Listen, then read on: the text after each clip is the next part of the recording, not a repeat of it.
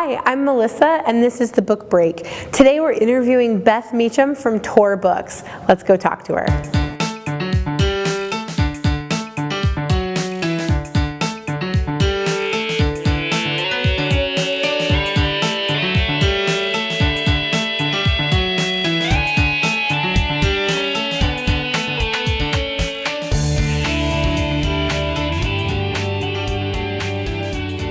Thank you so much for being here with me today. It's my pleasure. So I know that you're the executive editor at Tor Books. Mm-hmm. What is the executive editor? An executive editor is a title, an editorial title. Editorial titles run from editorial assistant to assistant editor to editor. I left out associate editor. So editorial assistant, assistant editor, associate editor, editor, which is actually the best one of all. You don't realize that until after you get beyond it. Yeah. And then you go to senior editor, and then executive editor. And by the time you reach the rank of executive editor, you're pretty much capable of actually running an editorial department. So people switch if they move from house to house or back and forth. You could switch between being editor-in-chief of a line and being an executive editor, and pretty much anybody with the title executive editor is capable of being an editor-in-chief, although you're not like in charge at the moment, right. Which thank goodness, I'm tired of being in charge. Well, and being an editor, and how long have you been an editor for? Nigh on to 40 years. So you have I started as an editorial assistant at ACE in 1980. And then what were the other publishers? Because I know Tor is where you are now, but you worked with others. I worked at ACE for a couple of years, and then at Berkeley Books. And these were all mass market paperback days. Yeah. And then in early 1984, Tom Doherty hired me to come to Tor and be editor-in-chief there. Yeah. So. Well, and Tor is a really well-known publisher, and I know for our viewers, some of them may be aspiring authors. What are things that Tor's looking for? We publish genre fiction of all sorts. We publish science fiction, obviously. We publish fantasy.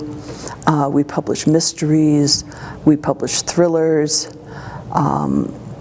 Most anything that you could categorize as a category fiction, sure. As opposed to general mainstream modern fiction. We don't do much of that. Right. And so you have worked on a number of books, and I know a lot of them are fairly well known. Yes. Tell me about some of the books that you've worked on. Maybe some of your favorite projects.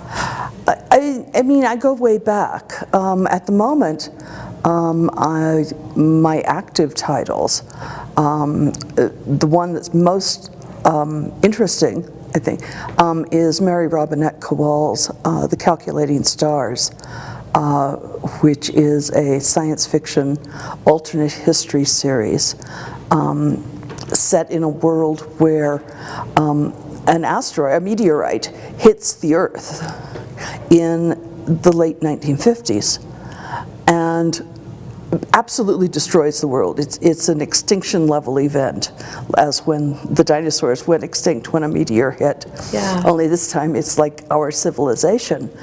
And the reaction of governments is to try to accelerate some kind of space program to get the human race off planet Earth before humanity becomes extinct as a result of this.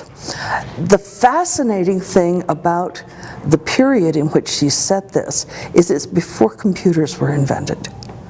So, so all the mathematical calculations being done to get a space program launched in this book are being done by hand by mathematicians, and most of those mathematicians were women. In reality.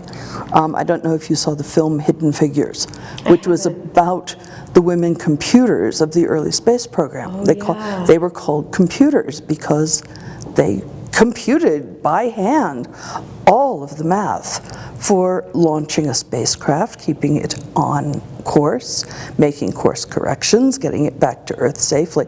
All of this was done by hand, by women, with pencils and pads. Wow. And the heroine of this book is a human computer who also happened to be a pilot during World War II, which is just over as this event occurs in the book. And her story is that she wants to be an astronaut. She doesn't want to be on the ground being a computer. Yeah. She wants to become one of the astronaut corps. And that's the conflict of the book. It's a remarkable novel. Oh, I want to read it's this. awesome. That sounds so interesting. So tell me the title and author's name again. It's called The Calculating Stars. The author is Mary Robinette Kowal. It has a sequel that's already out called The Fated Sky, where, I won't give it, well, I will give it away. She does become an astronaut. Yay! That's great. It's an awesome series. That sounds, I'm going to go read it. Good. By all means do. Publishers Weekly named it one of their 10 best SF novels of the year. Yeah. That was just published, so that's new and wonderful. Great. And so for our aspiring authors out there, can they go to torbooks.com? What's the website so they can check out more about the Tor books and potential submission guidelines? All right, Tor Books submission guidelines and such are at the tor-forge.com website. Great. Tor.com is something different. Okay. Tor.com is a magazine, online magazine, which we also run. Great. And it's a big social website where people talk about, life, the universe, and everything, basically. That sounds great. And it publishes stories, it publishes reviews of everybody, not just Tor. It has a lot of essays and read-alongs and all sorts of great stuff for the science fiction community. Fantastic. So Tor.com is a thing in itself. I'm excited to go check that out. And go check it out. It's wonderful. Check it out. And thank you so much for being here with me today. It's my pleasure. It's my pleasure. And thank you for joining us here on The Book Break. We are coming to the end of our season 1, and thanks to you, The Book Break has been a huge success. So at the end of our season 1, on September 7th, we will be broadcasting live from Salt Lake City Fan X Comic Convention. Make sure to join us. I'll be interviewing a surprise New York Times bestselling author. Thanks again, and I hope to see you then.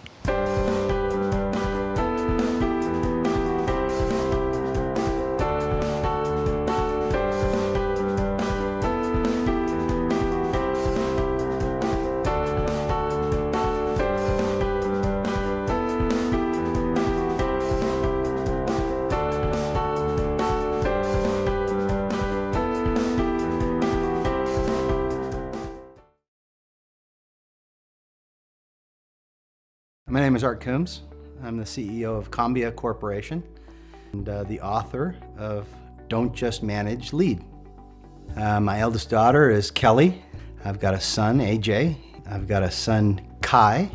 And then I've got Mac, Mary Ashley Coombs. First and foremost, my passions are my family, my parents, my kids,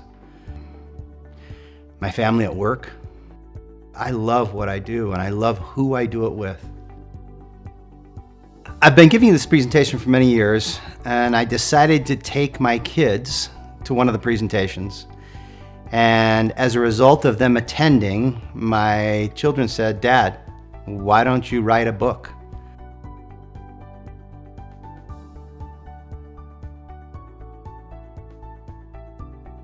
Real leaders focus first, I believe, on the person and are empathetic because they're human just like everyone else.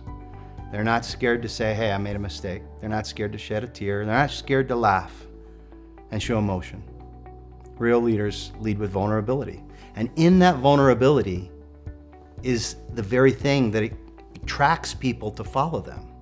That's why people want to follow them. Enjoy the book, and remember, people don't want to be managed, they want to be led.